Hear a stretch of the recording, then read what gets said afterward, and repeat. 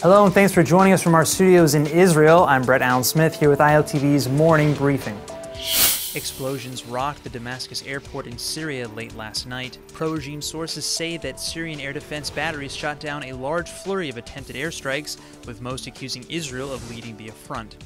This alleged attack is said to have targeted an Iranian shipment of weapons and storage facilities, and if true, this indeed would be a prime target for Israeli forces. At this time, it remains unclear just how much damage was done in the attack. As per military policy, the IDF has neither confirmed nor denied any involvement here. Now, having said that, military spokesman only weeks ago confirmed that Israel had conducted some 200 airstrikes throughout Syria in recent years, and this latest incident would certainly follow similar strategies allegedly used by the Israeli Air Force in the past.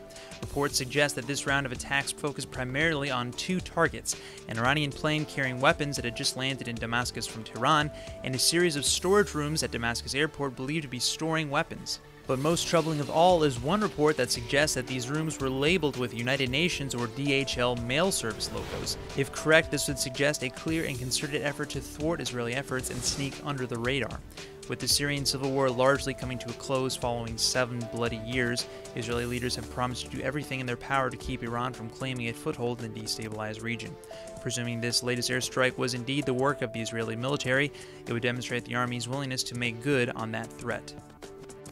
David Keyes, the man who serves as Prime Minister Netanyahu's spokesman to foreign media, has just taken a leave of absence following 14 bombshell accusations of sexual misconduct.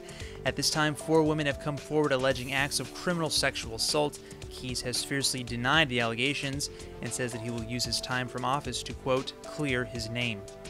This scandal first erupted when New York State Senate candidate Julia Salazar confirmed that she had first accused Keyes of assaulting her several years ago in a private Facebook post. Keyes denounced the charges, pointing out that Salazar had been caught lying about her own credentials in the past. But mere hours later, Wall Street Journal reporter Shandy Rice seemed to corroborate Salazar's story, recounting her own run-in with Keyes in which she felt physically and aggressively attacked. Within the next 48 hours, no less than 14 women, some anonymous, came forward with what they claim is a history of sexual misconduct made by Keyes over the last several years. Most shocking of all, however, is the testimony of a young woman from North America who claims that Keyes sexually assaulted her mere weeks after taking office as the Prime Minister's spokesman for foreign media in 2016. This incident and others spurred the editor of the Wall Street Journal at that time, Bret Stephens, to personally warn the U.S. ambassador to Israel, Ron Dermer, that Keyes had committed sexual misconduct. Dermer had actually confirmed that he did receive this warning from Stephens, but now claims that he did not inform Prime Minister Netanyahu of it because he did not feel that the charges were criminal in nature.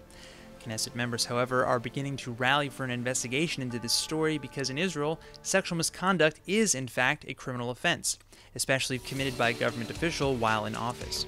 Many Israeli lawmakers are deeply troubled if a U.S. ambassador did, in fact, hide this kind of information from the Prime Minister.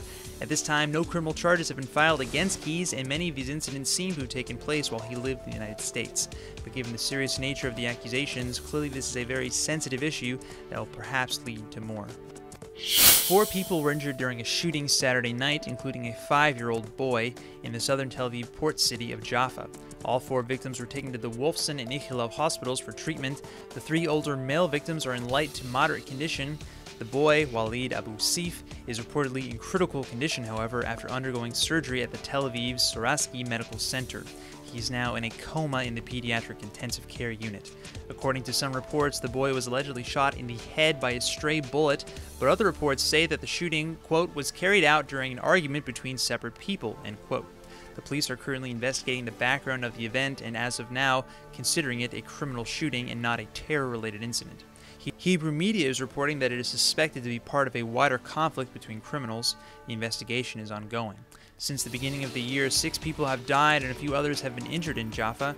Jaffa is a large port city in the south of Tel Aviv and has a population of Jews, Christians, and Muslims, approximately half of the population being Arab Israelis. Well, it seems now that the outcry over where to host the 2019 Eurovision Song Competition is basically moot, as more and more countries are confirming their plan to attend. Once Tel Aviv was named by the EBU and Israel's Khan broadcaster as the official host city over Jerusalem and Eilat, the wind was removed from most critics' sails. Early on, Israeli officials, including Culture Minister Miri Regev, demanded that Jerusalem play host. In fact, Regev even suggested that if the competition was not in Jerusalem, it may as well not be in Israel at all. But to avoid politicizing the event, the Eurovision organizers made two demands of their own. Firstly, that the Israeli government stay far away from the planning of the competition, and that the work must be allowed all week long, including on Saturdays, making Tel Aviv the most eligible choice. Speaking of Haredi officials who object to any work being done on the Sabbath, Interior Minister Aryeh Deri says that they'd get over it, and most of the other critics backed off too when the prospects of Eurovision actually leaving Israel became too close for comfort.